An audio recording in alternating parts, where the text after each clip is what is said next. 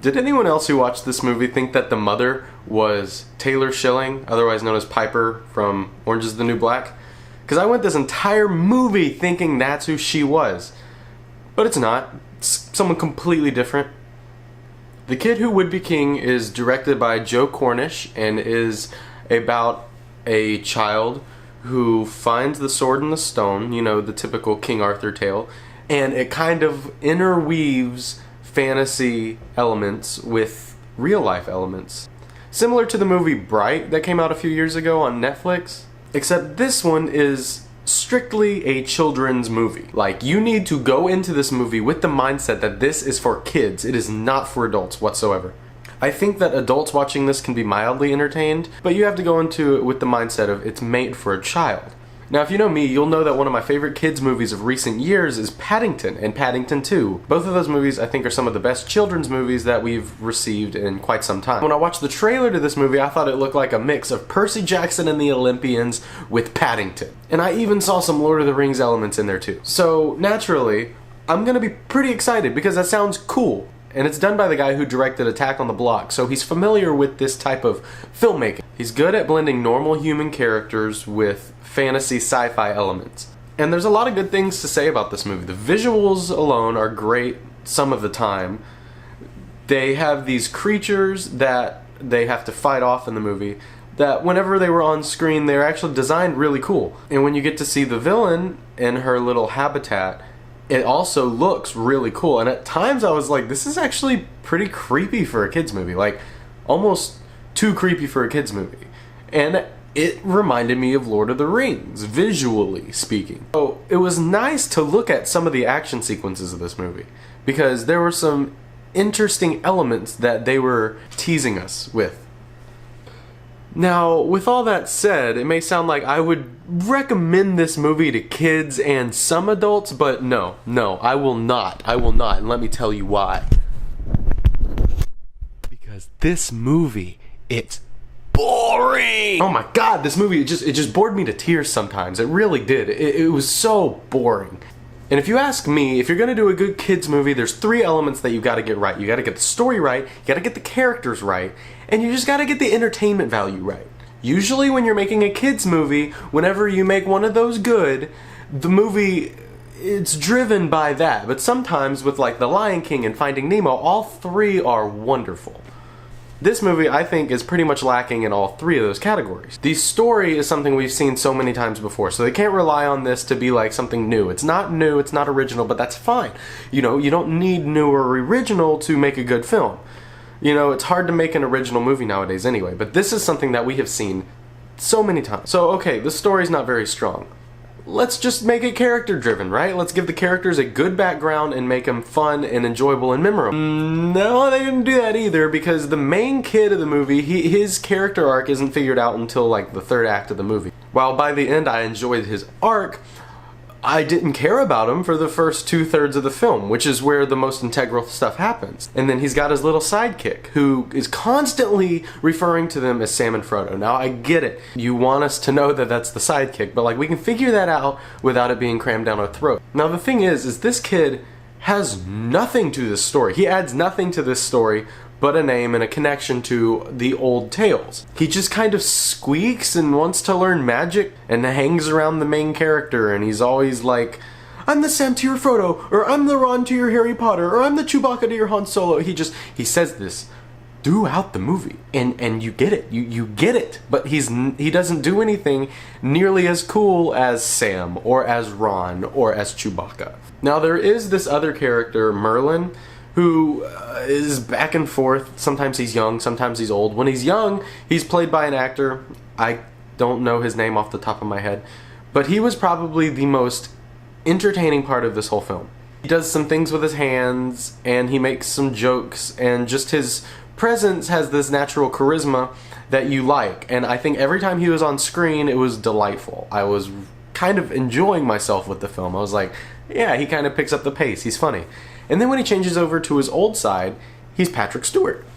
And this was in the trailer, right? So Sir Patrick Stewart playing Merlin. That sounds great. And he's in a lot of the trailer, so you think that he'd have a big integral part of this movie, but no, he only turns into Patrick Stewart every now and then for reasons that aren't really explained. I think the only reason he turns into him is because they had Patrick Stewart on set for like a day and they needed people to get into the seats, so they're gonna show him in all the trailers, when in reality in the movie he probably has a total of 3 minutes of screen time, maybe less, honestly I didn't count, but I would guess around 3 minutes of screen time.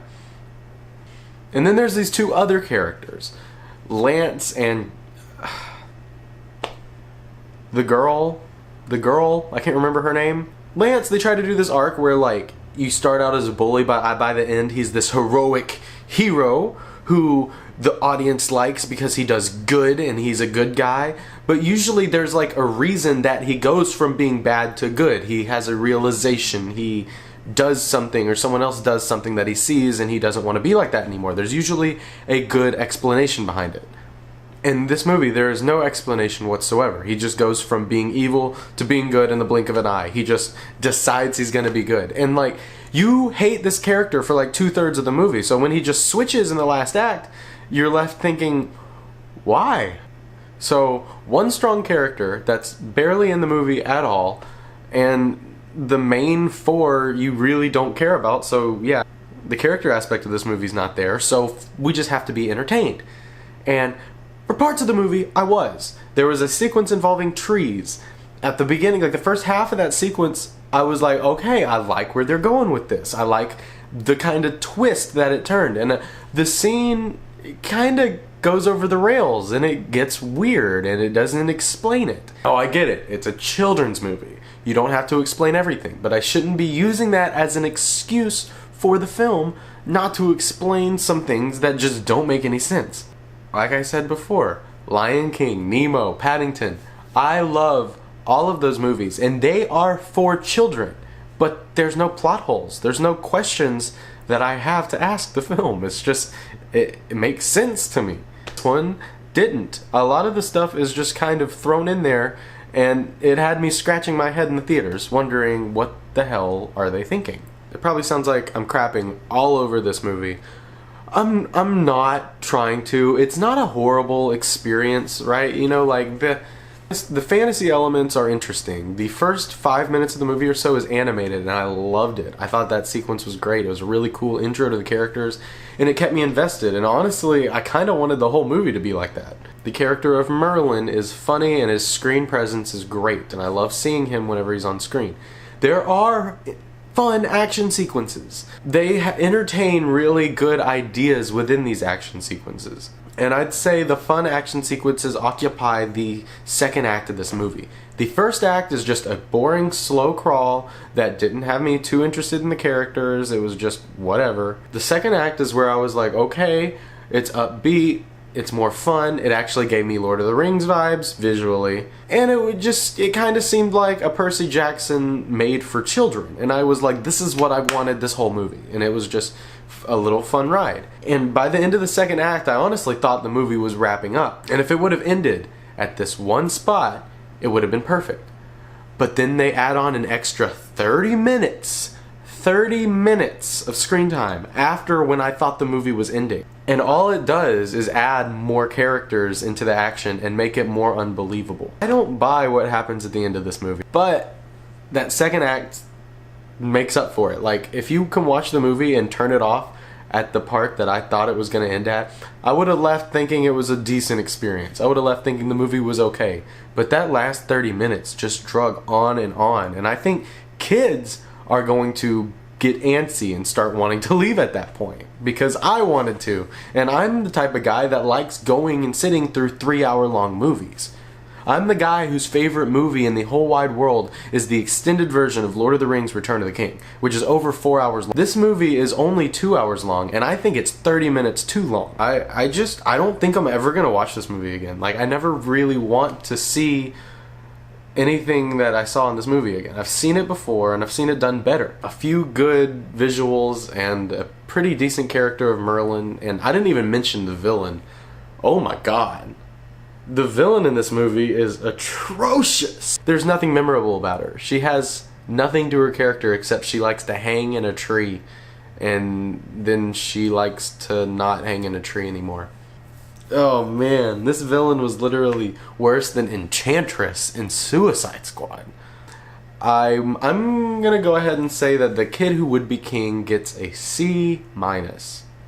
If your kids really love mythology, go ahead and take them to see this one. If they love King Arthur, you're probably going to be moaning and groaning throughout the movie, but your kid will probably find some enjoyment to have. No one younger than like 8 though. There were some actual scary sequences. But if you're an adult, if you're in your 20s or 30s, go see Glass, okay? Don't see this one. You gotta make your third act of your movie good, because that's what leaves a sour taste in everyone's mouth. It's like, I feel like with movies, it's easier to recover from maybe a slow first act or a slow second act than it would be a slow third act. Like movies that start out slow and end out really good, you're left with a better taste in your mouth than movies that start out really good and then end really bad, like terrible. I will say this movie ended terrible. And it just drags on and on and on, and you think something's gonna end, and then when it finally does end, it just leaves you with a bad feeling. You just think, huh,